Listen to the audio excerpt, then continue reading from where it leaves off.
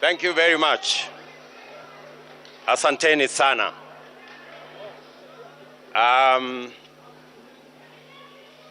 Your Excellencies, Ambassadors, and High Commissioners present, Your Lordships, the Bishops, and members of the clergy in the Republic of Kenya, my good Deputy, Rigathi Gachagua,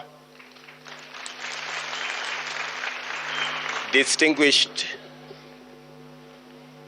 members of the Independent Electoral and Boundaries Commission, led by Chairman Wafula Chebukati,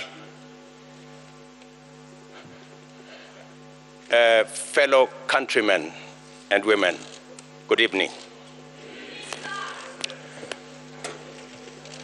It is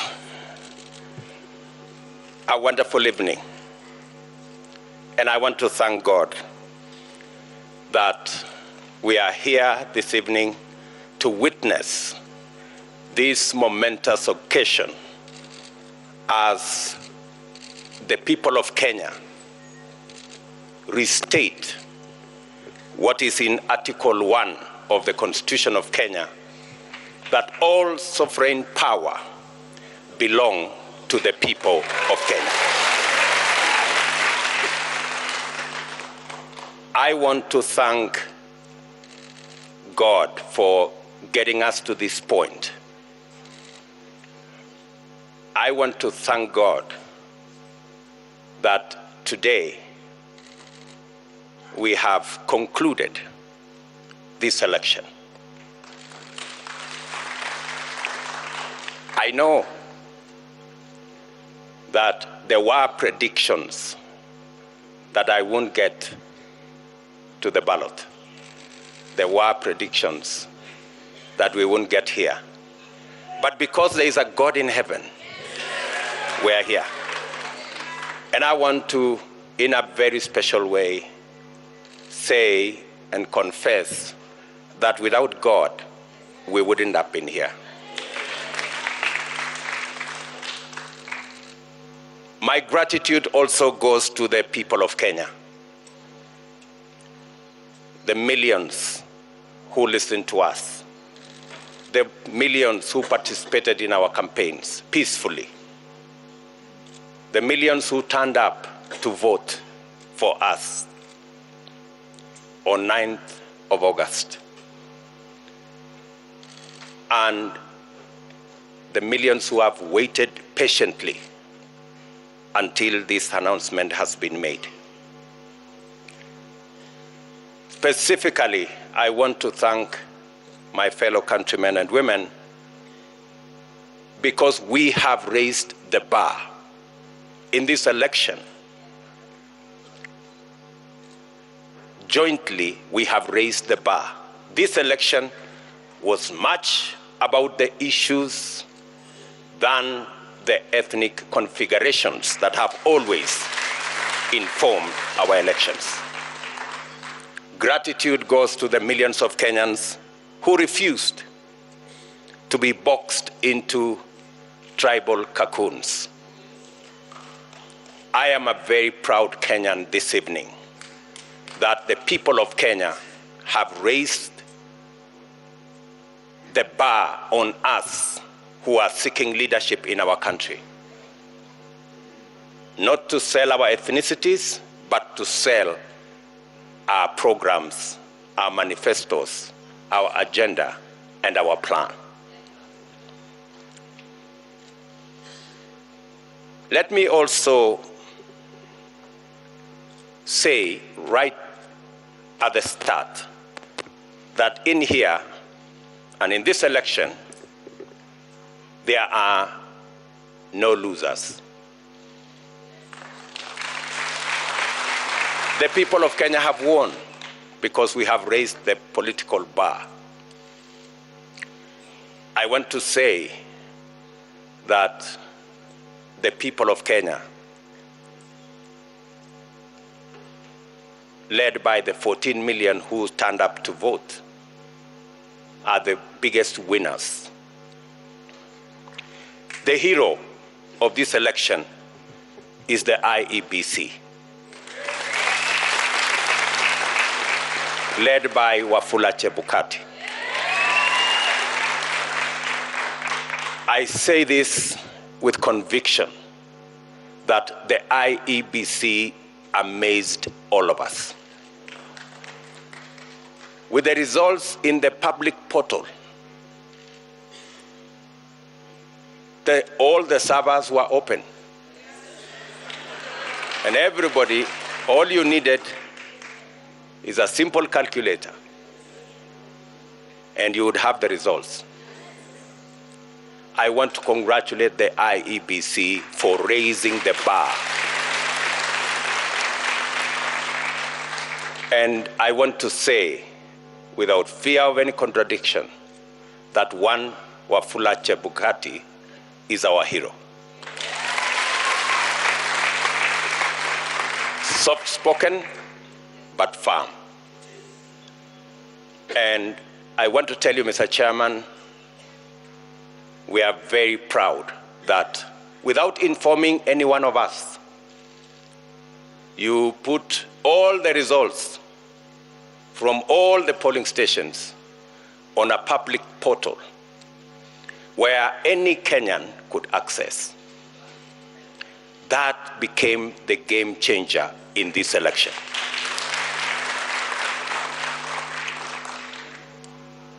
Let me also,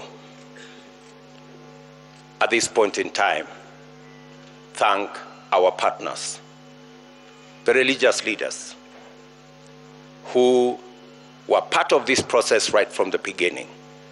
For the first time, we saw religious leaders spend time at this Starling Center and prayed for this process. I am sure their prayers will not be in vain. I also want to thank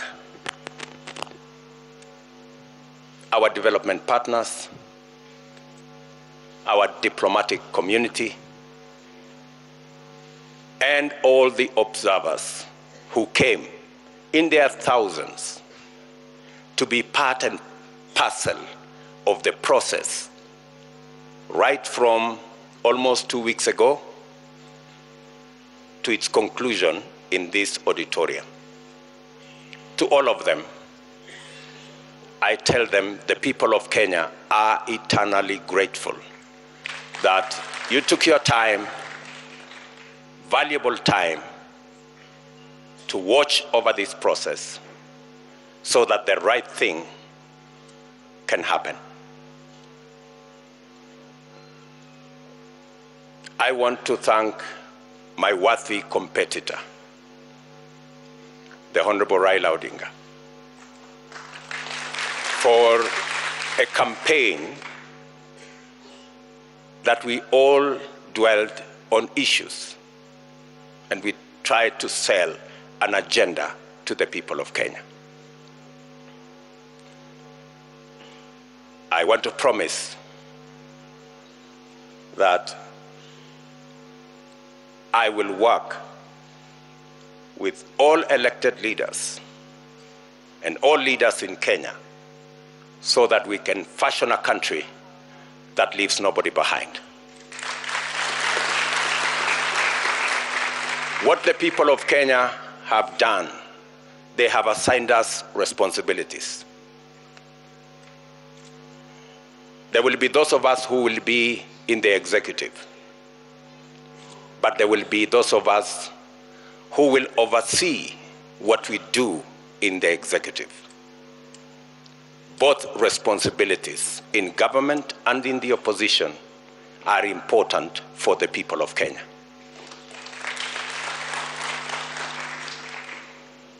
I want to promise the people of Kenya that I will run a transparent, open, democratic government. And I will work with the opposition to the extent that they provide oversight over my administration.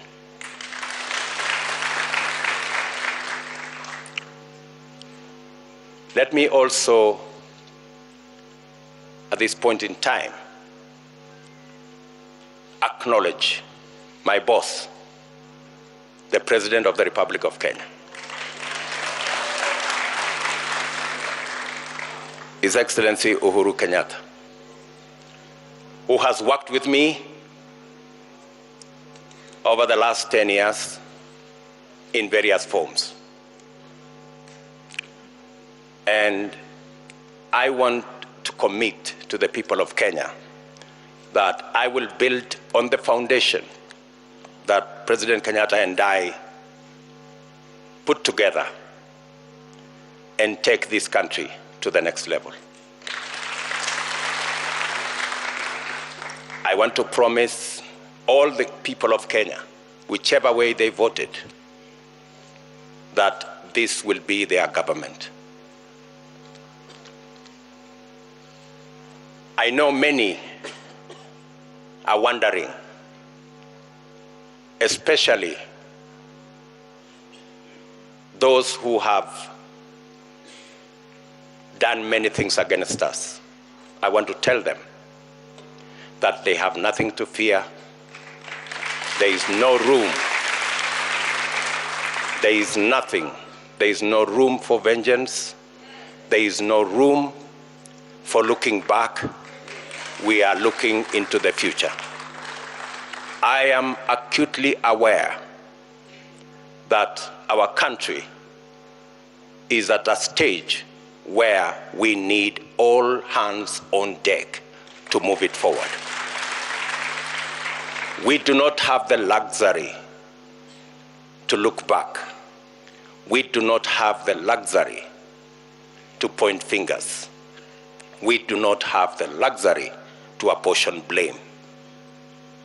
We must close ranks and work together for a functioning,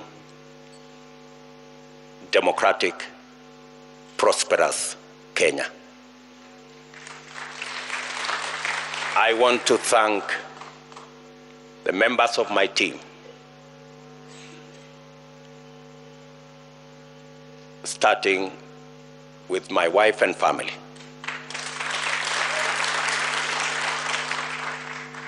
and many other prayer warriors in Kenya. And I want to confess that I have been prayed into victory. It is not our effort. And my team knows. We were working against the odds, many odds at that. But I must confess that it is God who brought us this victory. I do not want to mention the many people, many friends who have been part and parcel of this journey. Many people have paid huge sacrifices for us to get here. I want to promise them that their sacrifice will not be in vain.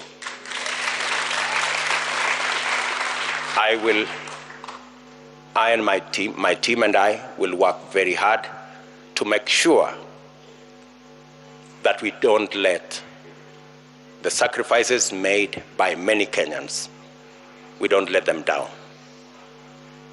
I am very confident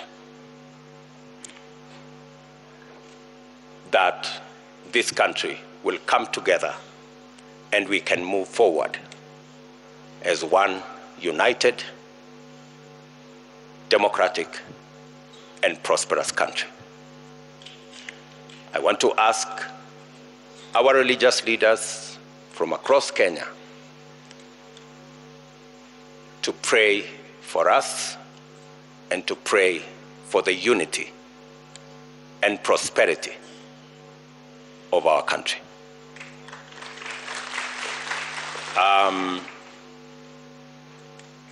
I will not want to say more than that. because I will be making other statements in the course of time. But let me say to all of you, thank you very much for being here this evening to witness this very historic, democratic occasion that moves our country to the next level. And let me thank my very able deputy, Rigathi Gachagua, for the sacrifice and the commitment he has demonstrated and the hard work he has put in, together with all our teams, Musalia Mudavadi, Moses Wetangula, JB Muturi, Mr. Mutua, Amazon Kingi, and all. Let me not go down that route because I will disappoint some people, because that list is very long, especially the men and women, members of parliament who were elected with us in Jubilee. And they have paid a heavy price for us to get here. Ladies and gentlemen, waheshimiwa, let me say, I owe you. You are great people. The sacrifices you made, withstanding the many incidences of blackmail and threats, I want to tell you, you have earned your place in the history of Kenya, because today we're going to form a government together to serve the people of Kenya. So with those many remarks, let me say to all the people of Kenya, I give you my word that I will work hard to make sure that this nation moves to the next level, is united and is prosperous. Asanteni sana.